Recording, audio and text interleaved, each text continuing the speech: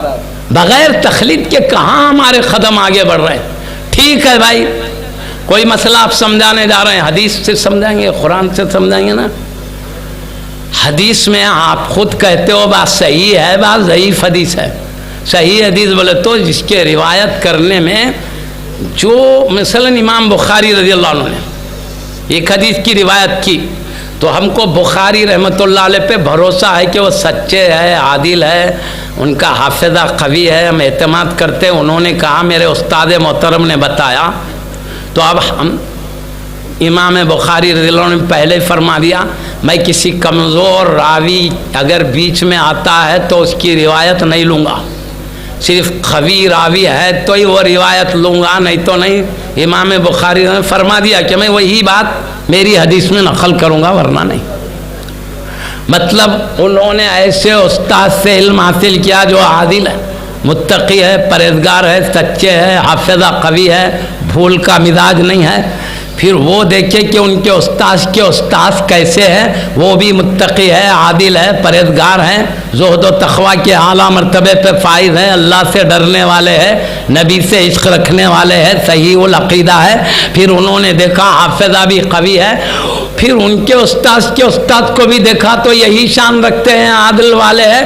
انہوں نے پورے یہاں سے لے کر پیارے نبی تک جو سلسلہ جا رہا ہے صحابہ کرام تک، راویوں کی تحقیق کیا کہ سب عادل ہیں، سب متقی ہے، سب پرہیزگار ہے، سب سچے ہیں، سب اللہ سے ڈرنے والے ہیں، ان میں کوئی بھی جھوٹا نہیں ہے، دھوکہ دینے والا نہیں ہے، کمزور حافظہ والا نہیں ہے۔ یہی نہیں دیکھا بلکہ سند ایک دوسرے سے جڑی ہوئی نہیں، وہ بھی دیکھا، کیوں بیچ میں سے ایک راوی چھوٹ گیا، معلوم نہیں وہ چھوٹا ہوا راوی متقی ہے کہ جھوٹا ہے، لہذا دیکھا جڑی ہوئی رہنا، بیچ میں سے سند کٹنا نہیں۔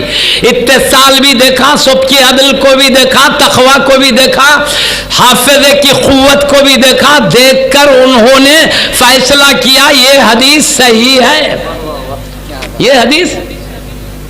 اور بیچ میں راوی میں کمزوری آ گئی، تقوی کی کمی آ گئی کسی راوی کو، تو انہوں نے کہا یہ ضعیف حدیث ہے، انہوں نے بخاری میں لکھا ہی نہیں ضعیف حدیث ہے نا۔ ہاں اسی طرح پورے عدل تو ہے، تقوی تو ہے، سب کچھ ہے، مگر حافظہ کمزور ہے، تو کہا یہ حدیث صحیح نہیں، اس سے نیچے کے درجے کی حسن ہے۔ حافظے میں کمزوری ہو گئی، باقی تقوی سلامت، حافظے کا قصور ہے، ان کا کوئی قصور نہیں ہے۔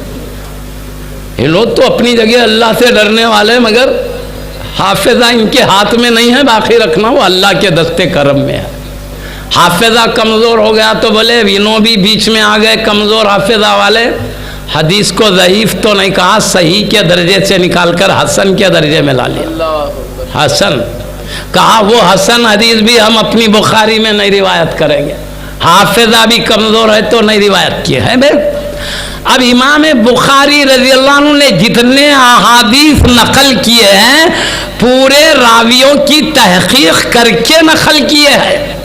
امام مسلم رضی اللہ عنہ نے جتنے احادیث نقل کیے ہیں پوری تحقیق راویوں کی کر کے، عادل، متقی، پرہیزگار، قوی حافظے والے اور سند کے اتصال کے بعد ہی اپنی کتابوں میں نقل فرمایا ہے نا۔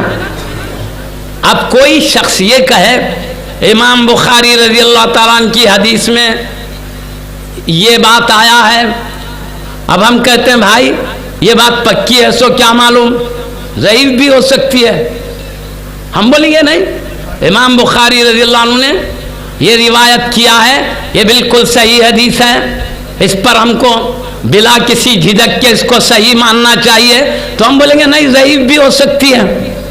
صحیح ہے کیا یقین ہے آپ کو ضعیف ہو سکتی ہے؟ تو بولیں گے نہیں امام بخاری رضی اللہ عنہ نے اس کو صحیح کہا ہے۔ اچھا انہوں نے صحیح کہا، یہ راویوں کی تحقیق کس نے کی؟ تم نے کی یا بخاری رحمت اللہ علیہ نے؟ تم نے نہیں کی، بخاری رحمت اللہ علیہ نے کی، تو بولو تم نے نہیں کی، بخاری رحمت اللہ علیہ نے کی، تو تم کو بخاری رحمت اللہ علیہ پہ بھروسہ ہے، بھروسہ کر کے حدیث کو صحیح کہا تحقیق کے بغیر۔ ارے یہی تو تقلید ہے، تحقیق نہیں کرنا، کسی پہ بھروسہ کر کے مان لینا، تو تم بھی تو تقلید ہی امام بخاری امام مسلم کی کر رہے ہو؟ جب ان کی کر سکتے ہیں تو ائمہ کرام تو ان کے استادوں کے استاد ہیں، سند میں ان پہ بھروسہ کر سکتے ہیں کیونکہ سند یہ جانے ہوئے ہیں۔ ہم متن پہ بھروسہ کر سکتے ہیں کہ متن کے مفہوم کو یہ ائمہ جانے ہوئے ہیں۔ سبحان اللہ، سمجھے نا بات کو؟ یہ بھی تخلید ہی ہے، وہ بھی تخلید بھی ہے۔ یہ سند میں تخلید ہے، وہ کلمات کے معنوں میں تخلید ہے۔ انہوں نے سند کی پوری تحقیق کی، ہم کو معلوم ہے بالکل ان کی تحقیق صحیح ہے۔ ائمہ کرام کے بارے میں ہمیں معلوم ہے انہوں نے معنی میں تحقیق کی ہے، یہ تحقیق کرنے میں بالکل حق ہے، لہذا ہم اعتماد کر کے معنی کیا ہے اس پر چلیں گے۔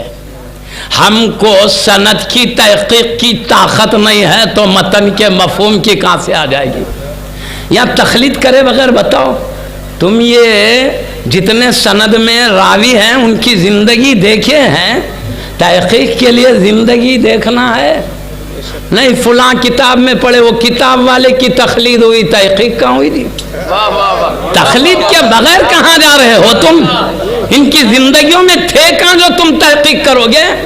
سارا معاملہ اوپر سے تخلید کی بنیاد پر آ رہا ہے نا؟ تخلید کے بغیر کہاں قدم آگے بڑھ رہے ہیں؟ ہمیں روک دینا آسان ہے مگر تم کہاں آگے بڑھو گے؟ اس لیے کہتے ہیں بھائی تم بھی چلتے رہو، ہم کو بھی چلنے مت دو، ہم کو روکے تو تم آگے نہیں بڑھ سکتے۔ تم بھی تخلید ہی کی بنیاد پر آگے بڑھ رہے ہو، ہم بھی تخلید ہی کی بنیاد پر۔ ارے تخلید تم بھی عملی طور پر چل رہے ہو، زبان سے کہتے ہو غلط ہے تو بھی یہ صحیح حدیث ضعیف حدیث، تم ان سارے سند کے راویوں کی صحبت میں رہ کے تحقیق کریں کون متقی تھا کون جھوٹا تھا۔ تمہاری زندگی آج کی یہ راوی پہلے کی تم تھے ہی نہیں تو تحقیق کہاں سے کرو گے؟ ارے علماء بولے تو مان رہے نا جی، انہوں متقی تھے بولے تو ٹھیک ہے، بھروسہ نہیں ہوا، انہوں بول رہے تم مان رہے، تم خود دیکھیے کیا زندگی نہیں دیکھے، دیکھ کے کہتے تو تحقیق ہوتی، سن کے مان رہے، یہی تو تخلید ہے۔ ہم کو تخلید سے چھڑا کر تم کہاں جاؤ گے؟ ہمارے طریقے پہ چلو، تمہاری بھی ریل پٹری پر چلتے رہے گی، ہماری بھی رہے گی، ورنہ ہماری ریل روکنے جاؤ تمہاری ریل وہیں کی وہیں رہے گی۔ ہم پوچھیں گے تحقیق آپ کی بھی لائیے، یہ تخلید سے کام نہیں چلے گا، تمہارا ہی قانون ہم تمہارے سے پوچھتے ہیں۔ سمجھ میں آ رہی جی بات؟